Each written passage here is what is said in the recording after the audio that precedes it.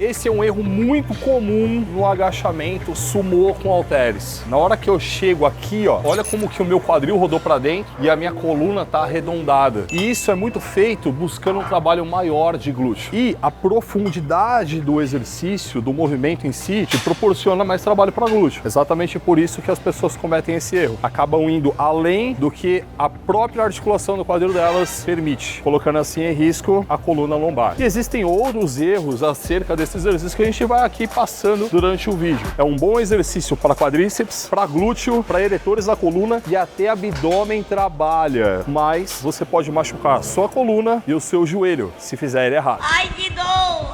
A ideia é que eu desça até o momento em que meu quadril permanece do jeito que ele tá agora e que a minha coluna lombar permaneça preservada. Se eu descer mais, percebeu que arredondou? Isso aqui que é o perigo e eu não quero que você cometa esse erro. Você tá aqui na posição inicial, você vai descendo até o momento em que você sente que, caraca, eu consigo ainda preservar minha lombar. Dali você sobe. E como você vai conseguir encontrar exatamente essa profundidade? Tentativa e erro. Interessante até que você peça para alguém olhar e te avisar, porque cada pessoa tem uma mobilidade de quadril. Vai ter gente que vai conseguir colocar step e fazer, descendo até o talo. Eu, como não sou muito desprovido de mobilidade de quadril, eu não consigo descer muito. E aí vai machucar minha coluna se eu continuar.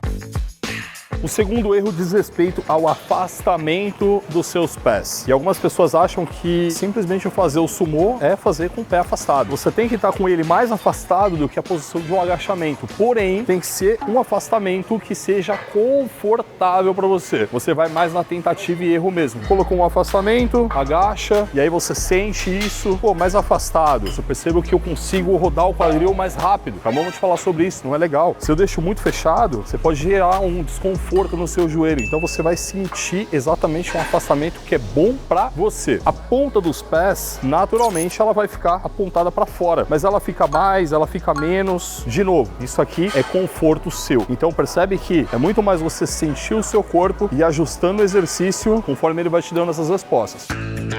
Agora a gente vai voltar para a coluna e é importante que você tenha muito claro na sua cabeça como ela precisa ficar. A gente já encontrou aqui o afastamento do pé, etc. E aí quando você for manipular a carga, é legal que eu encaixo a coluna e a minha escápula, ela fecha. E com a escápula aberta, naturalmente a coluna ela arredonda mais, tá vendo? E aí eu tô sólido para pegar esse peso e fazer o exercício. Algumas vezes acontece da galera ir cansando também e deixando essa coluna arquear. E põe isso na sua cabeça. Vê se você me escuta. É importante que você sempre preserve as curvaturas da sua coluna para que ela não se machuque. Isso vai te trazer uma solidez muito grande com o exercício, até para que você consiga manipular cargas maiores.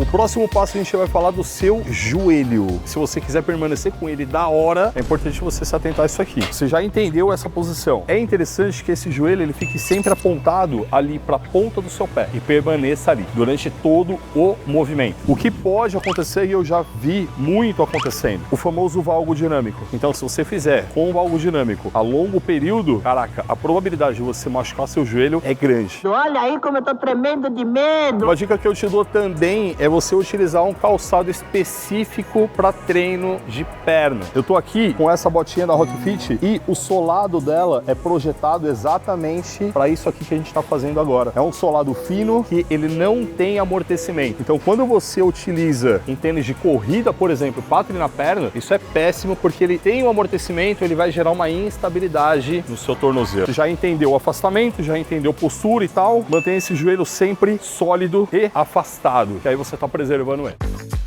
O lugar certo de você descer esse halter é basicamente aqui, próximo de você. Você se ligar, ele vai descer entre os meus pés, ó. Eu estou exatamente levando ele no centro de gravidade. Então, não precisa fazer esforço nenhum para levar ele para frente ou para trás. Simplesmente faça o agachamento você do jeito que é mais confortável para você, respeitando todo esse equilíbrio que o seu corpo faz de forma natural e deixa o peso onde ele for. Algumas pessoas acabam tendo essa dúvida e querendo levar o peso para frente. Se você levar ele para frente, Naturalmente, você vai se desequilibrar, mano, porque você tá tirando ele do seu centro de gravidade. Postura, segura o peso e agacha aonde o seu corpo quer que você agache. Então você vai perceber que o seu quadril vai para trás e o peso desce entre as minhas pernas aqui, ó. Se liga, fica ligado, hein? O uso inadequado do step ou o não uso numa situação que você deveria pode, 1, machucar suas costas, ou 2, deixar o exercício menos intenso. A gente vai tirar um peso do chão e ele tem um tamanho. Quanto maior a carga desse peso, mais alto ele fica. Você até conseguiria descer mais, mas como o peso já bate no chão, você acaba fazendo o exercício com uma amplitude reduzida. Então o step ele funciona para aumentar a amplitude do seu exercício. E esses cuidados eu tenho pra caramba com os nossos alunos do Muscle 60D. Eles estão tendo um ano de resultados em apenas 2 meses, sem contar várias e várias outras coisas que tem na plataforma. Você precisa clicar nesse link aqui embaixo, ó, para descobrir e vir se tornar um aluno nosso também. Clica aí. Vem pro fute, vem! Eu vou colocar os 2 steps aqui e a proposta é colocar exatamente no ângulo que já é o ângulo do meu pé, ou então você pode também colocar ele paralelo. É muito comum eu ver a galera colocando já no ângulo. Não é o step que vai determinar o ângulo do seu pé. Então olha só, eu coloquei eles paralelos, certo? Mas o meu pé não tá paralelo. Eu consigo descer e você vai perceber que eu vou descer no máximo da amplitude pra mim e você vai notar que a parte inferior do dumbbell, ela vai ultrapassar a linha do step. Isso porque eu tô com um dumbbell pequeno e eu não tenho muita amplitude de movimento. Imagina se eu tivesse com um dumbbell grande e tivesse amplitude de movimento, tivesse essa mobilidade maior do meu quadril. Eu conseguiria descer muito mais. Se eu tivesse com um dumbbell grande, esse dumbbell ia bater no chão muito mais fácil. Então o uso do step, muito provavelmente, ele vai ser necessário para você otimizar esse exercício. E se falando em pouco peso, gente, esse é um exercício que, caraca, mano, você tá trabalhando glúteo, tá trabalhando coxa. Mano, um dumbbell de 16 quilos. Esse dumbbell é para demonstrar para vocês. Mas por vezes eu vejo galera fazendo esse exercício com muito pouco peso. E de verdade, fazer ele com pouco peso não vai funcionar. Lembra que o glúteo é o músculo mais forte do seu corpo. É importante que você manipule cargas altas, senão ele vai dar risada do exercício que você está fazendo e não vai evoluir. Toma cuidado para fazer o exercício certo, né? Mas mantendo a técnica adequada, você tem que fazer o mais pesado que você puder. Muito provavelmente, dumbbell de 30, 40, 50 quilos são os que você vai usar. Como é que é? Então o primeiro passo é você posicionar o step e pode ser dessa forma paralela, exatamente para a gente ter mais amplitude. A posição das pernas, você já entendeu que fica afastada e a ponta do pé acompanhando aqui. Sempre lembrando que o joelho permanece sólido na ponta do seu pé. Na hora de pegar o peso, peito para fora, coluna ereta, escápula encaixada. Subiu, vai até o final e ele vai naturalmente descer entre as suas pernas. Mantendo sempre a postura, a coluna você vai descer e vai permanecer ela preservada na parte inferior do movimento. Ó. Lembra que se você descer demais, arredonda, você vai machucar a sua lombar. E aqui, você sempre explorando o máximo que você puder de amplitude de movimento. Chega, já tô cansado. E depois desse aqui, muito provavelmente, você vai fazer um leg press. Então, nesse vídeo, a gente explica tudo que você precisa saber para executar um ótimo leg press e ter muito resultado com ele. Clica aí agora.